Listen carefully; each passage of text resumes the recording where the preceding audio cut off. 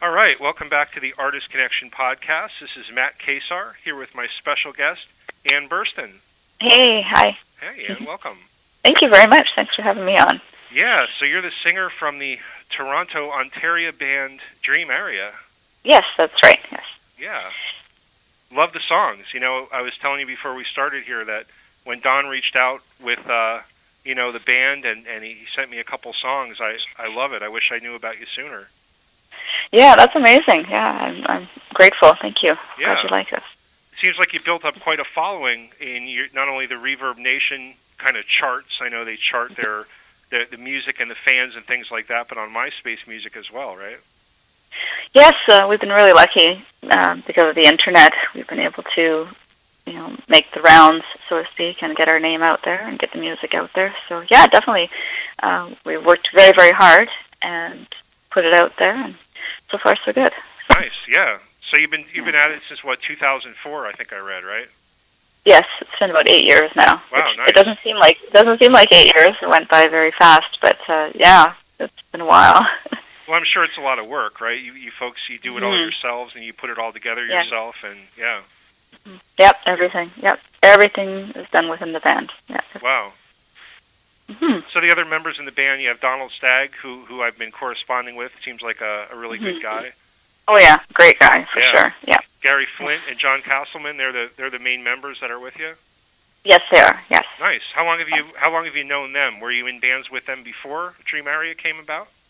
No, I met Don and Gary 8 years ago, and Gary was was our producer, engineer, and also drummer, and he helps with arrangements and all kinds of stuff. He's phenomenal. He's just so multi-talented. And we met John a number of years ago and hired him on. And it's been great. I mean, John's just fit right in. You know how it is sometimes when bands have been together a while, they hire someone new. You're not really sure, but he fit right away, and with the writing and everything, he's amazing. Great guy. I mean, they're my family. I mean, really. And even the guitarists that we've worked with, I still consider them part of the band in some sense, even though they were basically coming in and as hired guns. Yeah. We still remain in touch with most of them, and I still consider them sort of family as well. So it's been great, really has. Do they perform live with you, the guitar players that you've had on the albums? Some have, yes, some have. But the new stuff we haven't performed live as of yet, so we're just starting rehearsals with that. So nice. We will probably ask them if they would like to play live with us. If not, then obviously we'll have to look around elsewhere. But we'd prefer to have them, since they played on the CD, and they're amazing, and they're great guys too. So that being Mark Crossley, Tim Welch, there's also Mark McClave, Rob Masiokas. Oh gosh, there's so many names, but yeah. But yeah, those are some of and Kurt Schefter from Atlanta Miles. So those are just some of the guitarists we've had. Oh wow! On the last number of CDs. So yeah, cool. Yeah, we've been lucky. They're all great. So the first album was in the Wake. It came out in 2005. Yes. And then you have Transcend in 2008 and Fallen Angel, most recent in 2011. So what has that been like for you? Has the process of writing an album changed over the course of those three? Not really. I've always said this, that when we write, to me, it's like magic. We just sit down, they play me, like Don will come in with a melody on keyboards, and I'll hear that, and Gary will add the drum parts and sometimes some ghost bass lines, and then he'll even start hearing vocal melodies in his head.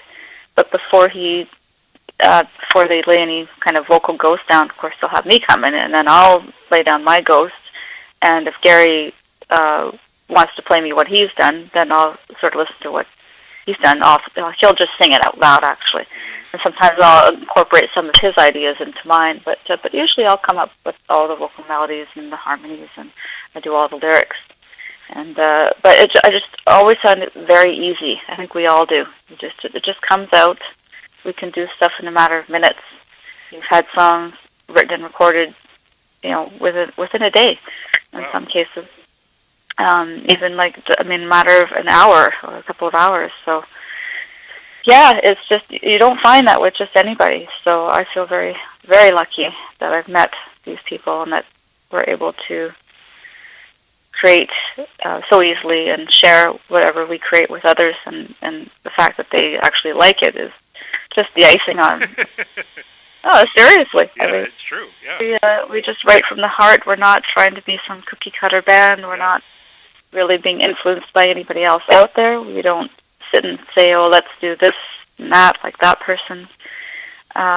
So, yeah, basically, it's all from the heart, and we don't use any computers, and no auto-tune, nothing like that. So it's all you. It really is kind of raw in that sense. And, yeah, it's just all us, just us. So, yeah, we're grateful to anybody that appreciates it. It means a lot. So I know it's important for the music business in general and for a lot of different, maybe even radio outlets, to think of bands in a certain genre, and what you know what you have listed as progressive rock. So progressive rock band from Canada. Does that feel limiting sometimes? Because what I've listened to of yours so far, I'm going to dig into a lot more after this, definitely. Oh, thank you. Yeah, but I mean, it sounds like there's a lot more going on than what I think of when I think of just straight progressive rock. Oh, absolutely. But if you know, people want to lump us into prog rock, I'm okay with that. Sure. I love prog rock. Yeah, nothing to be ashamed of. But what I usually say is, we're progressive rock with a mix of world music, because you hear different flavors in there, like Arabic and, I mean, even Oriental in one of our songs, and there's a bit of goth and a lot of ambient things going on as well. So it is hard to pinpoint this into one genre, but I guess I would just say progressive music with world. Right. Like blended in. But when people ask me more detail, then I will say yes, it's got a bit of goth flavor and a little bit of, a lot of ambient going on. Especially in the first album, there's a lot of ambient things going on. So well, I guess we'll just stick with progressive, and it's not. we're okay with that. If people need to hear something, it's not that's not a bad title to have. I mean, I think of myself as a music fan growing up. I liked all kinds of music, and I still do. But when I think of like high school, I used to love Rush, and I still do. But I mean, those early bands, I would listen to Rush, and it wasn't until later that I was told or whatever that that's progressive kind of music, and I thought it was just good rock. I didn't think of it as their title, but I guess people need to do that. Same here. Yeah, back then I just thought they were a good Canadian rock band. They were, made me proud to be Canadian. Absolutely. But then later, when I heard this term progressive, I thought, oh, okay, whatever. It's all rock and roll to me, kind of thing. Yeah, me too. And I loved Yes as well, and Saga, and then I found out later too, oh, that's progressive. I'm like, oh, okay, so that's what progressive is.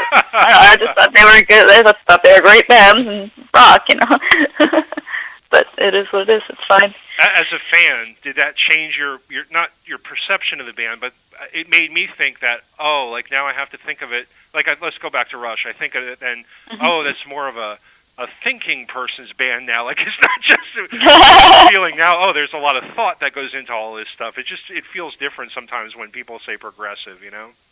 True, that's true.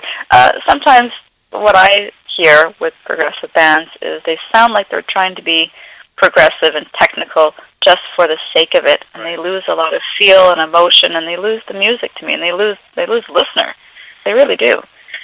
So, I wouldn't want to go that route where it's just so technically perfect and that's all it's about, and how many notes you can fit into one, bar and this kind of thing. I'm just, we're just not into that.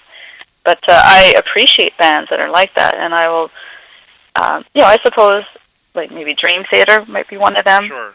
Where they're so technically, and not to knock them, and they're a great band, and I think they're great. I have a lot of their stuff. Yep. But I can see what you're saying, where it can go over to that point. Oh, it's the thinking strategy as opposed to just the feeling. Exactly. So, yeah. So I know what you're saying, but no, definitely we're all about feel. Now your lyrics. Are you the chief songwriter in the band? You do all the lyrics? Yeah, I do all the lyrics. Nice. Now, do you draw from a lot on the first album? But I was just going to say on the first album, I'd say half the lyrics were already pre-written. Oh, okay. By some other girls that were in the band, and even the vocal melodies and things were already done. So I did sort of abide by that and keep that the same.